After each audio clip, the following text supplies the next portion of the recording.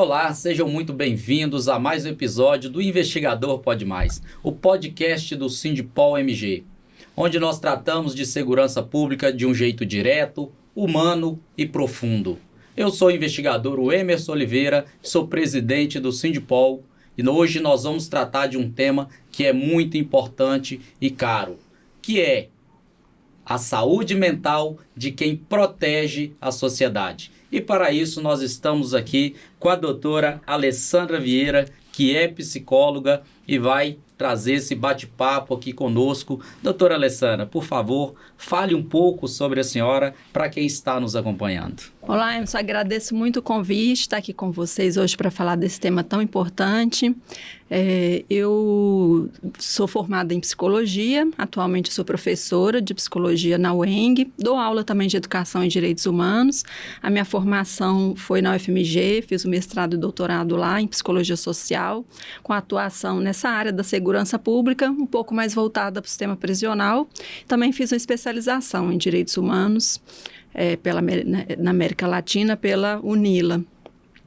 Eu já participei de pesquisa da Senasp sobre segurança pública e direitos humanos, né, onde a gente entrevistou policiais, tanto civis quanto militares, no Brasil todo, né, então fui para o Espírito Santo, Santa Catarina, a gente entrevistava tanto individualmente quanto fazia grupos também de discussão sobre esse tema da segurança pública e direitos humanos, que envolvia também saúde mental dos trabalhadores.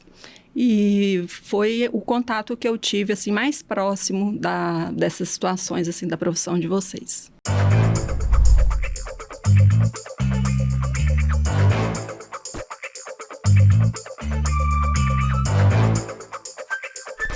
É muito importante fazer esses estudos, né, doutora Alessandra, da saúde mental de quem protege o cidadão. E, doutora Alessandra, a gente vê que ainda dentro das instituições policiais existe um tabu muito grande para falar de saúde mental, para que o policial procure uma ajuda. E o que a senhora vê que traz essa dificuldade tão grande, tão gritante dos policiais poderem chegar e procurar ajuda tanto com as chefias imediatas como com um profissional especializado da área que seja fora da instituição? Bom, essa é uma ótima questão para a gente estar conversando sempre sobre ela, né?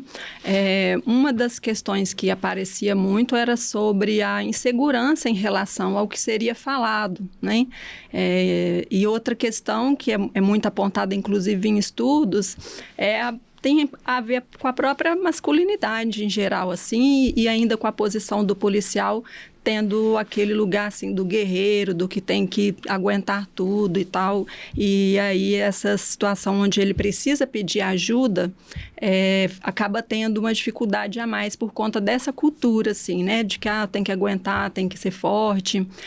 Mas a gente também tem que ter cuidado para não culpabilizar apenas o próprio policial por essa situação da saúde mental e colocar como responsabilidade dele apenas, porque quando ele chega a precisar de ajuda é porque uma série de outras coisas já aconteceram antes para colocar ele naquela situação, e são questões estruturais relacionadas ao trabalho, né? Que é isso que precisa ser o foco principal, que é melhorar as condições estruturais de trabalho para que reduza a demanda por essa ajuda também, né? E ao mesmo tempo ir trabalhando com ele a desconstrução desses preconceitos em relação à saúde mental, que não é também só dentro da polícia. Na sociedade como um todo, a gente ainda tem um preconceito com a área da saúde mental, com a psicologia, a psiquiatria. As pessoas acham que esses profissionais são só porque eles chamam de doidos, né? Ainda tem esse tabu, ainda tem esse preconceito. Então, na sociedade inteira, isso também precisa ser desconstruído, porque todas as pessoas, em algum momento, para elas pode ser importante buscar um profissional, né? Um trabalho profissional na saúde mental. E o que a senhora está falando, então, é que isso é uma questão cultural, né, da sociedade, mas que para as instituições policiais, pelo fato dos policiais se entenderem ali como talvez os super-heróis, como a senhora falou, a masculinidade em alta, acaba não procurando esses profissionais. para poder cuidar da saúde mental, e isso é muito importante, gente, procurar sempre um profissional da saúde. Caso você se sinta em algum momento com o emocional abalado, não queira procurar a instituição, procure um profissional da área, e aí lá no Sindipol nós temos um atendimento psicológico para todos os nossos filiados e os familiares também, então se precisar nos procure. Doutora, dentro da área a senhora lida muito com os estudos com relação aos direitos humanos, né? E todo mundo acaba trazendo, ou pelo menos grande parte da população, acaba trazendo direitos humanos como se fosse algo para defender bandido, algo que só serve para o bandido, para a impunidade. E dentro das instituições policiais, como que é aplicado esses direitos humanos, tanto para a sociedade quanto para os policiais? Que os policiais também são sujeitos de direitos e, como bem diz, também são humanos. Sim, isso também é muito importante, inclusive na disciplina que eu dou de Educação em Direitos Humanos, a primeira aula é só desconstruindo todos esses clichês do senso comum em relação aos direitos humanos, que são para bandido, que só vai, né, na casa, que não vai na casa da vítima. Então, a gente conversar sobre cada um desses clichês para poder desconstruir, ver que tipo de ideologia e questão cultural que tem por trás dessas ideias. Bom, então primeiro precisa ter também esse trabalho, né, deles se reconhecerem também como sujeitos de direitos humanos. A gente tem inclusive uma política nacional que coloca o profissional da segurança pública como um promotor de direitos humanos, né? Então ele faz parte dessa promoção, ele é sujeito de direito e ele também é um promotor de direitos humanos. E aí, trabalhado isso, a gente tem que pensar também o seguinte, que se o direito do policial não está sendo garantido, dificilmente ele vai também se preocupar com a garantia do direito humano dos outros, né? Isso é uma das questões que mais aparecia na pesquisa que eu participei, porque eles se queixavam muito de condições de trabalho, né? Como já tem um tempo essa pesquisa, eu não sei se hoje já melhorou nesse ponto, mas eles queixavam muito até da parte física das unidades, da falta de pessoal, então uma sobrecarga muito grande de trabalho, né? Às vezes desrespeito entre os próprios colegas, né? Entre um superior, por exemplo, e isso tudo acaba ferindo os direitos dele também. Então, para ele ser um promotor de direitos humanos, é claro que os direitos humanos eles não podem ser condicionados a, né, você também ter o seu direito, mas isso acaba influenciando na prática dele. Então, aquele indivíduo que não tem os direitos garantidos e respeitados, ele acaba tendo uma dificuldade a mais de garantir que o outro também tenha o direito, né, doutora? Exatamente. Então, isso é uma fala muito importante da senhora, e trazer essa desconstrução, porque eu estou na terceira instituição policial. Antes de eu ser investigador de polícia, eu fui policial militar. Antes, eu fui policial penal. E é a primeira vez que eu ouço uma professora, igual a senhora, trazendo o tema direitos humanos, mas com a importância de se esclarecer o porquê dos direitos humanos e como que ele tem que ser aplicado e para quem que ele tem que ser aplicado também. Porque normalmente nas academias de polícia a gente só estuda a lei seca, né? Estuda ali sobre direitos humanos, aí vai estudar a norma. Então, quando a senhora traz essa reflexão importante para o policial garantir o direito da sociedade, garantir o direito do cidadão, ele também precisa ter os seus direitos garantidos e os seus direitos respeitados. E na prática, doutora, o policial, como ele tem esse sofrimento o tempo todo, são condições péssimas de trabalho, né? A senhora havia me falado um pouquinho, né, antes aqui da entrevista, que a senhora participou dessa pesquisa já tem um tempo, né? E esses problemas estruturais que a senhora falou de anos atrás, esses problemas estruturais ainda persistem, que é a falta de estrutura para trabalhar, a falta de condições de trabalhar, às vezes perseguições, o assédio moral interno, e esse policial acaba sofrendo diariamente no seu ambiente de trabalho. Às vezes ele tem depressão, às vezes ele tem um burnout. E aí eu pergunto à senhora, doutora, o que pode ser feito de concreto para que se mude essa condição desse policial internamente, para que ele possa prestar um serviço cada dia melhor para a nossa sociedade, que é a detentora do nosso trabalho, no caso da Polícia Civil, que é a investigação criminal? Bom, a saída ela nunca tem uma via só. Então, a gente precisa de intervenções em múltiplas áreas. A principal é melhorar essa estrutura de trabalho, né?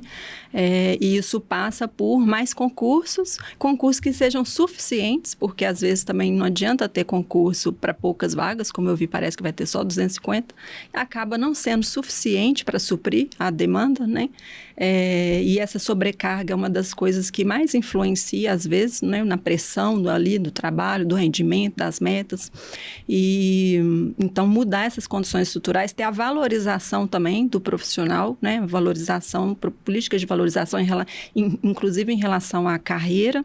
Então, mudando essas questões estruturais e pensar também na promoção da saúde mental num espaço onde ele se sinta seguro ali de se abrir, né? Que tenha a ética ali, que ele saiba que o que ele falar não vai ser usado contra ele, por exemplo, para uma punição, para um afastamento, né? Então, ele tem que ter acesso a esse tratamento em um espaço onde ele vai se sentir seguro e vai poder falar das questões dele sem que isso interfira também ali na posição dele.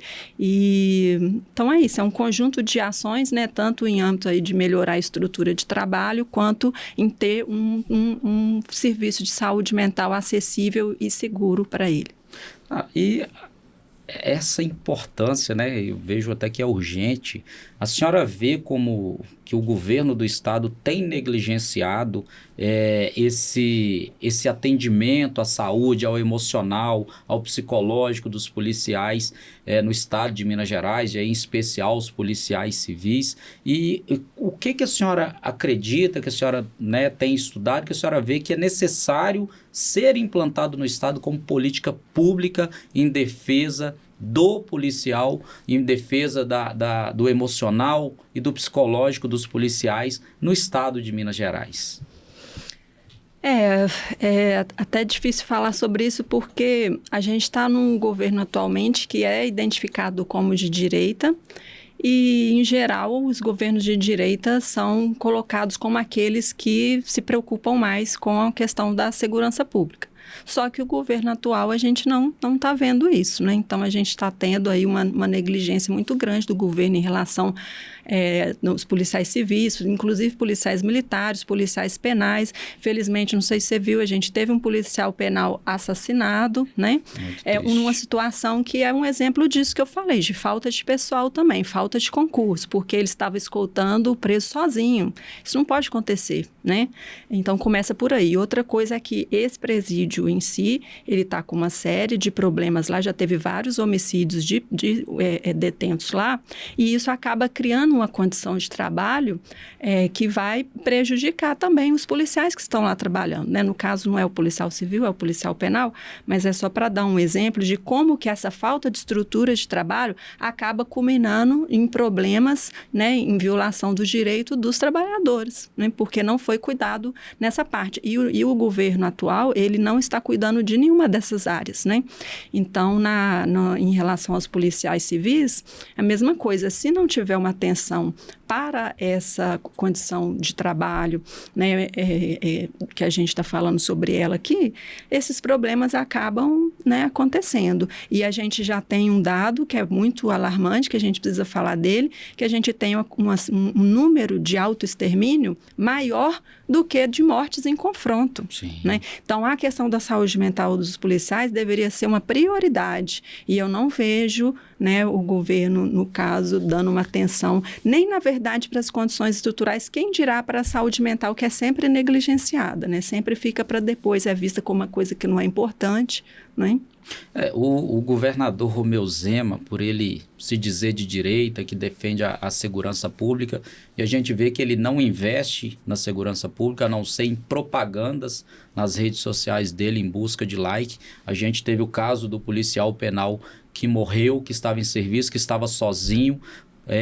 A gente tem dito para os investigadores de polícia que até hoje ainda fazem as escoltas de presos, faz a custódia provisória, e a gente sempre fala com eles da importância de, quando tiver que fazer essas escoltas, é muito importante a gente deixar claro também, doutor Alessandro, que a função de escolta e custódia não é da Polícia Civil e, consequentemente, não é dos investigadores de Polícia Civil fazerem. Mas a gente orienta, quando eles tiverem que fazer, que sempre esteja em superioridade numérica, né, em números maior para poder fazer essa custódia e esse transporte. E por essa negligência do governador Romeu Zema, a gente viu a morte desse policial penal, do Euler, infelizmente faleceu em trabalho, em serviço. E cadê uma equipe maior para estar ali ajudando ele na custódia desse detento que acabou tirando a vida dele? Então a culpa dessa morte a gente não pode deixar de dizer. A culpa é sua, governador Romeu Zema, que matou. O sangue desse policial penal está em suas mãos.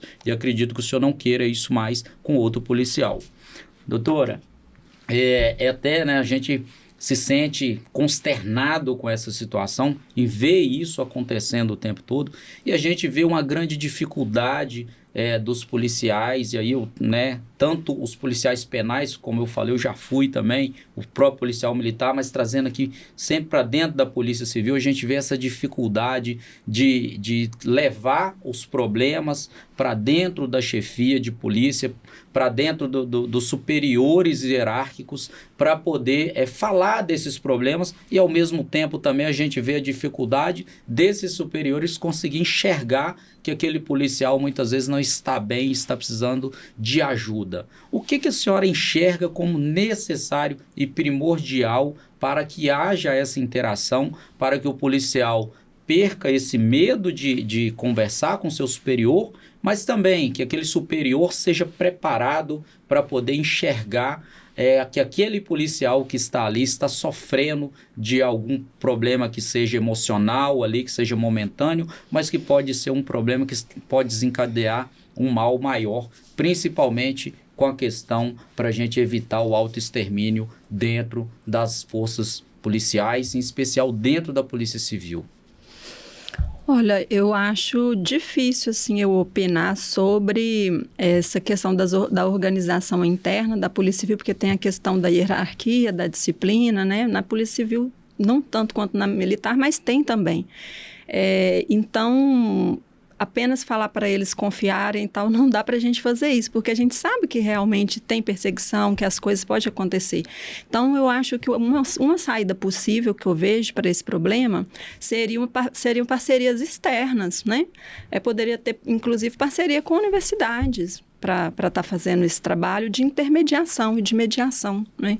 Que ele não tivesse que lidar diretamente às vezes, mas que tivesse uma equipe, algum trabalho dentro ali de mediação de conflitos ou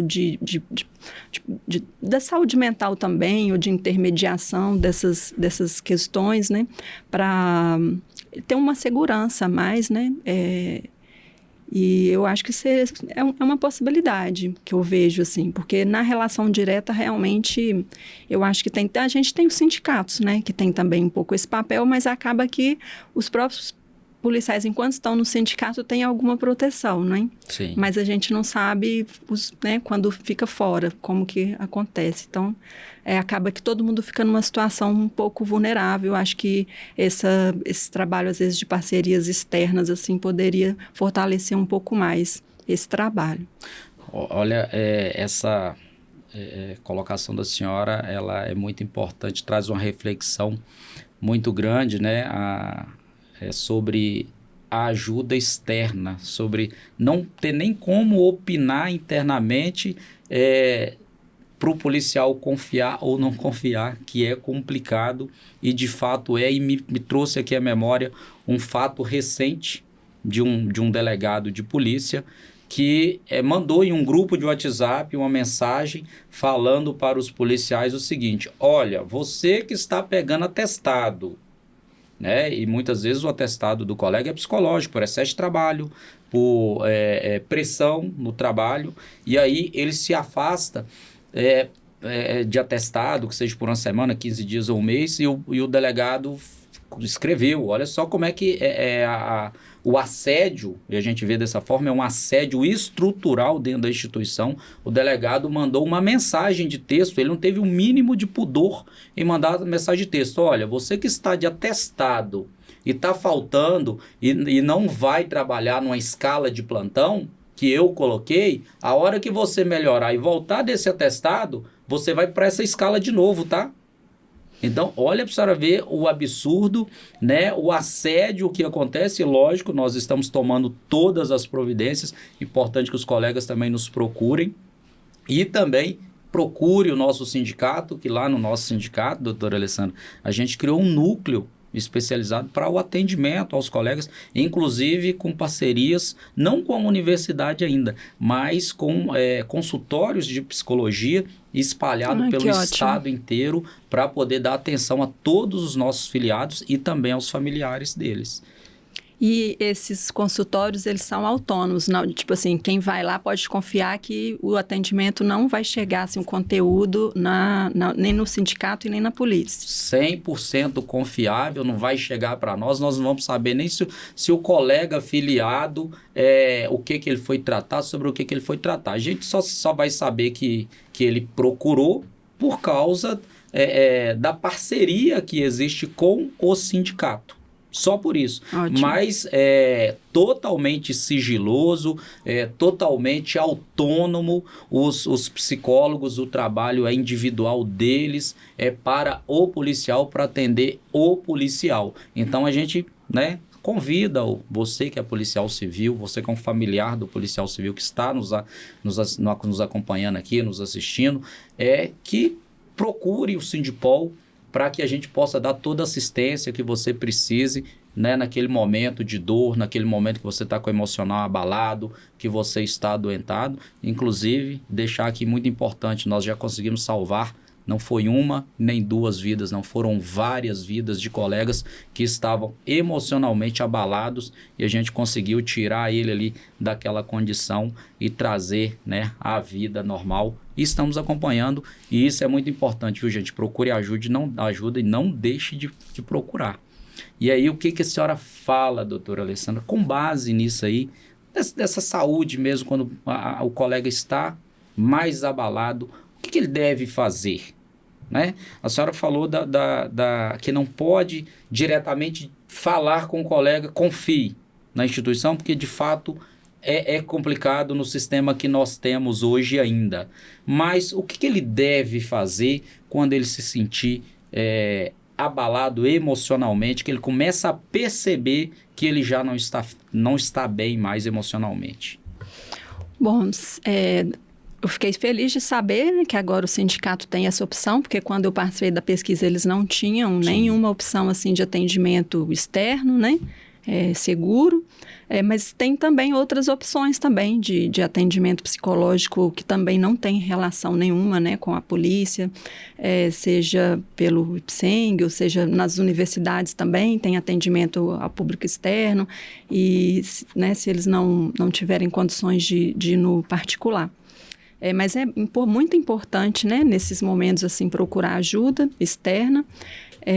E agora eu acho importante também, por exemplo, esse fato que você mencionou, é importante ele ter um apoio também, às vezes, para mudar de ambiente, né? Porque depois de um superior fazer esse tipo de ameaça, o ambiente para ele vai ficar pior ainda. Então, a tendência é a saúde dele só deteriorar mais. É isso que às vezes vai acontecendo. Ele começa a ter um problema, ao invés dele receber o cuidado, o acolhimento que ele precisa, ele começa a receber mais pressão, aí aquele quadro vai só piorando até que chega um ponto, às vezes, de internar, né? Então, a gente tem a profissão policial, é uma das profissões que tem mais afastamentos, né, para questões de saúde.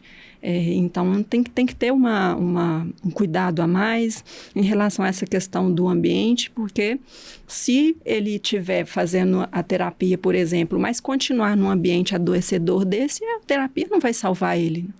Que o interessante, né, doutora Alessandra, que quando o colega, Deus livre, toma um tiro ali, cai, fratura uma perna, machuca um membro, ele é afastado normalmente, sem problema nenhum, ninguém questiona, dá o atestado e pronto.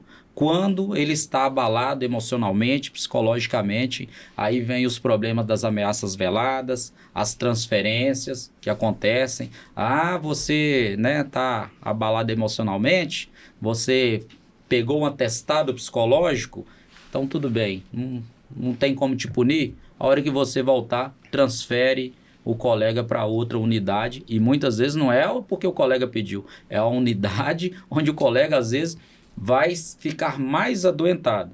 Eu tenho dito o seguinte, nós temos alguns problemas institucionais que a gente precisa tratar sobre isso, e eu falo, se a gente não falar sobre isso, a gente não consegue resolver os problemas. Que quando você não está bem em um ambiente de trabalho e sabe que o outro ambiente é pior para você, que ele é mais traumatizante, eles pegam você de onde você está, às vezes na tranquilidade, e colocam em uma outra unidade que é pior para poder, infelizmente, pressionar mais ainda o colega. E dentro dessas situações, qual que é a orientação que a senhora dá, não só para o policial que está sofrendo ali, mas para o gestor, né, o chefe das instituições de segurança pública, que eles precisam ali entender que segurança pública também, né, se faz com o emocional e o psicológico dos policiais equilibrados. E qual que é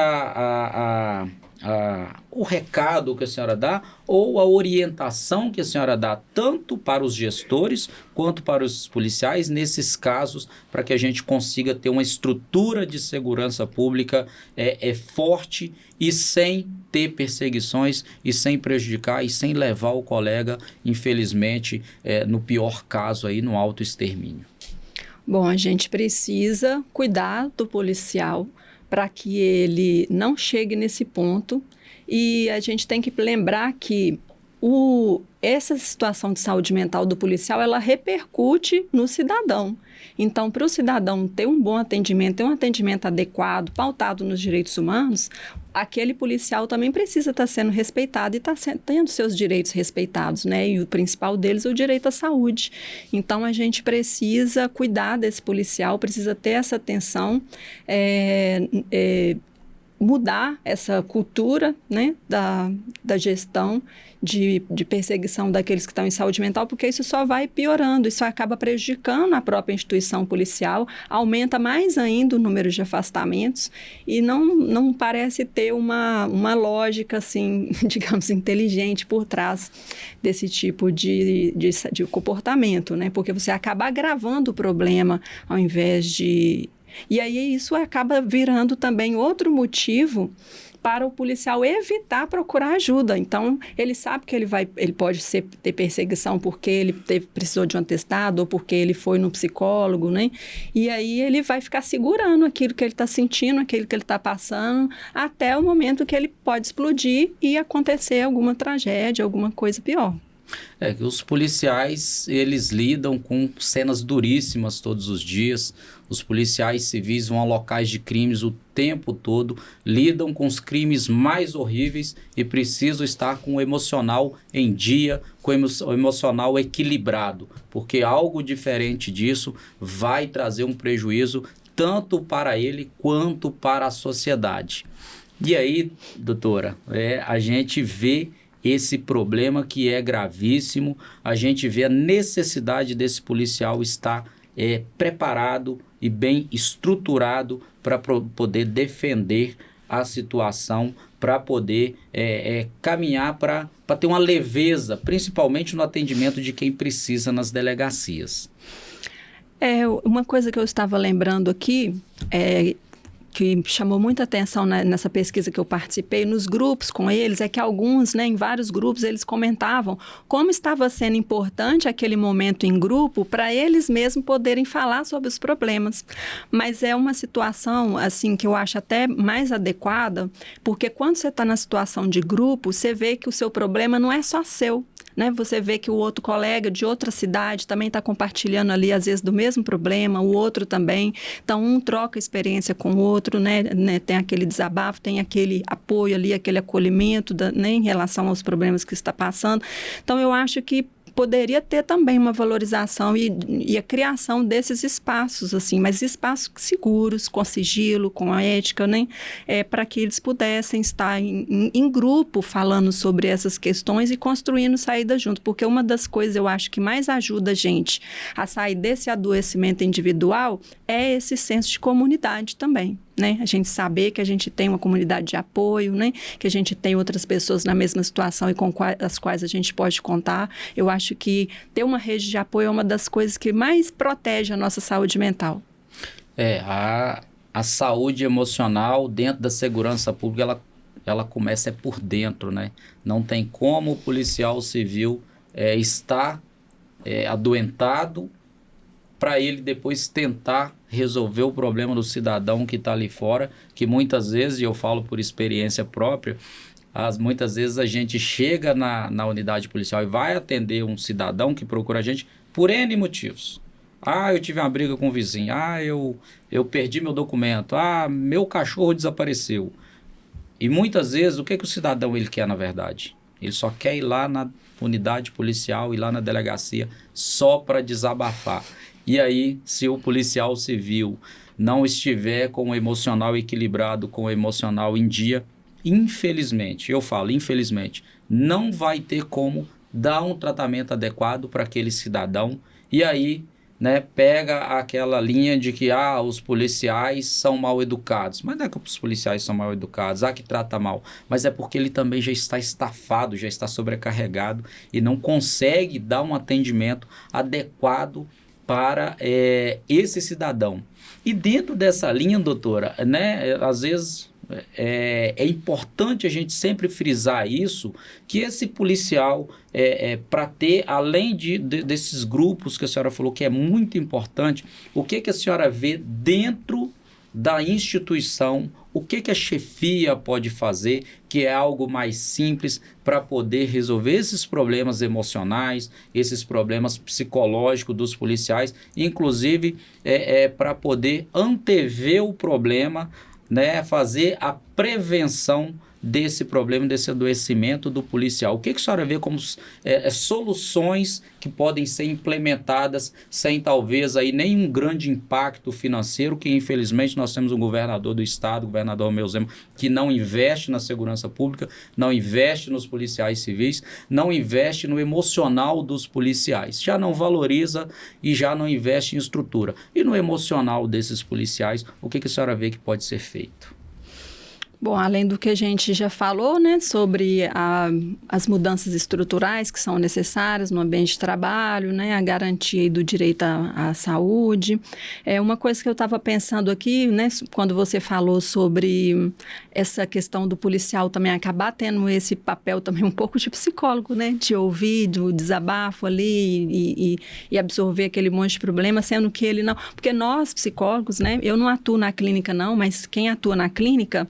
Para você ouvir alguém, você tem que estar fazendo a sua terapia, para você dar conta daqueles problemas que você está recebendo. Agora, o policial, não, né?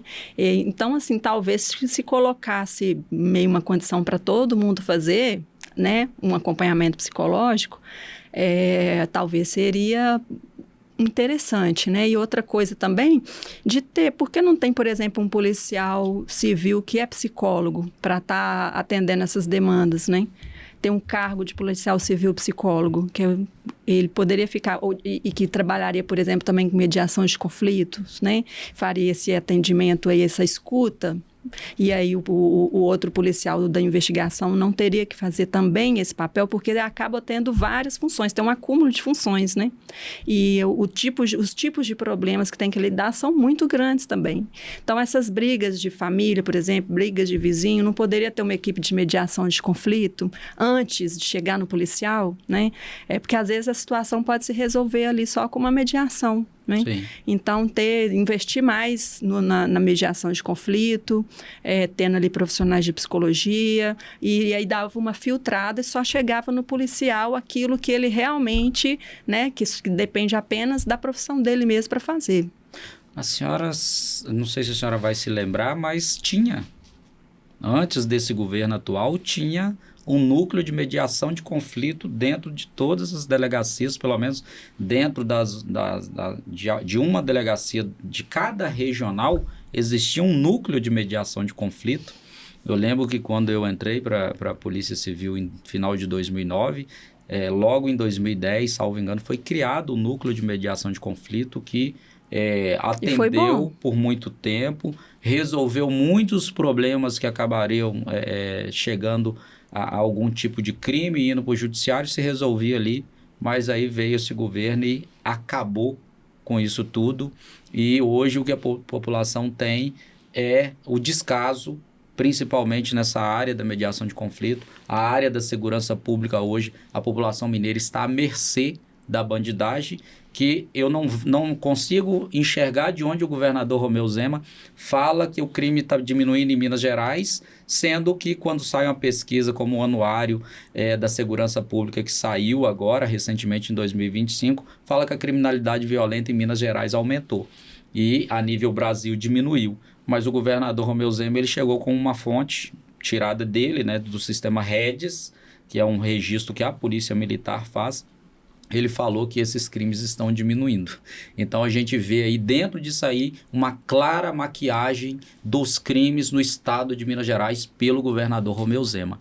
E aí, doutora, a gente já caminhando para o final, né, eu gostaria de agradecer a senhora por essa conversa que ela, muitas vezes, é dura, mas ela é necessária, é preciso que a gente fale sobre direitos humanos, é preciso que a gente fale sobre saúde mental no âmbito das polícias, porque é muito importante, principalmente no âmbito da Polícia Civil, porque em 2023 nós tivemos 9 autoextermínios dentro da Polícia Civil de Minas Gerais. Então, assim, um índice altíssimo, e isso é muito perigoso para as instituições, os familiares dos policiais, o adoecimento que a gente tem visto muito alto, e essa conversa, esse diálogo é muito necessário.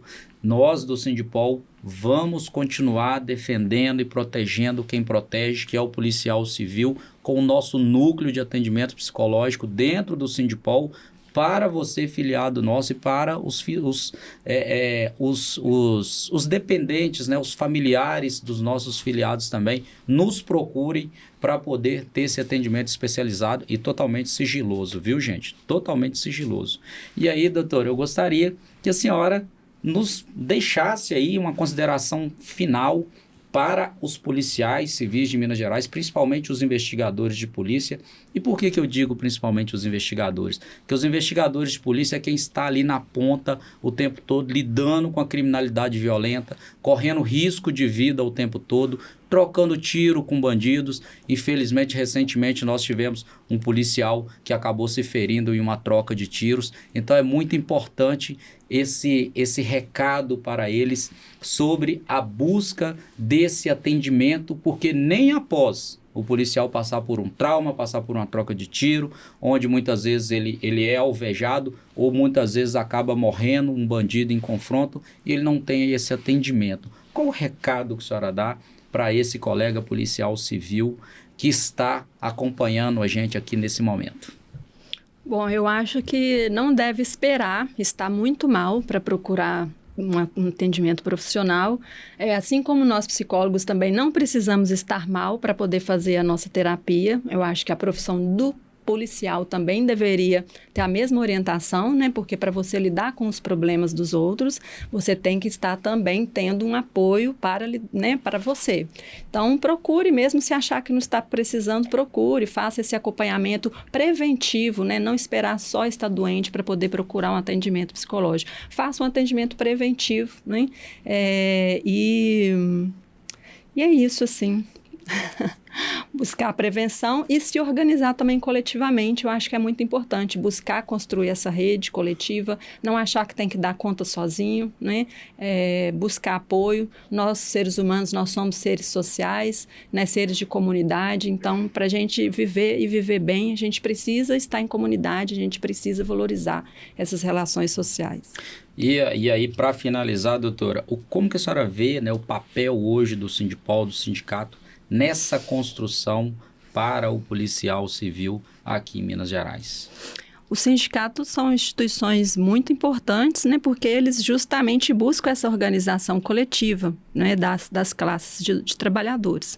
E então eu acho que é por meio do sindicato que esse impulso pode começar, né, e que muitos policiais se sintam, né, à vontade, se sintam bem para participar, para construir junto, né, e construir saídas como essa que vocês conseguiram, dos encaminhamentos para atendimentos, e quem sabe né, outras parcerias. Então eu acho que tem que ter essa coletividade, sabe? E o sindicato, eu acho que ele é central na construção dessa coletividade. É isso aí, nós vamos continuar, gente, buscando caminhos para que isso se torne lei e obrigue o Estado a cuidar da saúde emocional dos nossos policiais civis no Estado de Minas Gerais. Eu gostaria de falar aqui com você que está nos acompanhando. O que você pensa, o que você acha da atuação da nossa Polícia Civil aqui no Estado de Minas Gerais? Comente, compartilhe, siga o nosso canal e em breve nós teremos novo episódio e você vai ter mais dicas dentro da segurança pública, mais um diálogo muito importante, direto, firme, humanizado e verdadeiro, tratando de segurança pública para você, cidadão mineiro. Um abraço a todos e até mais.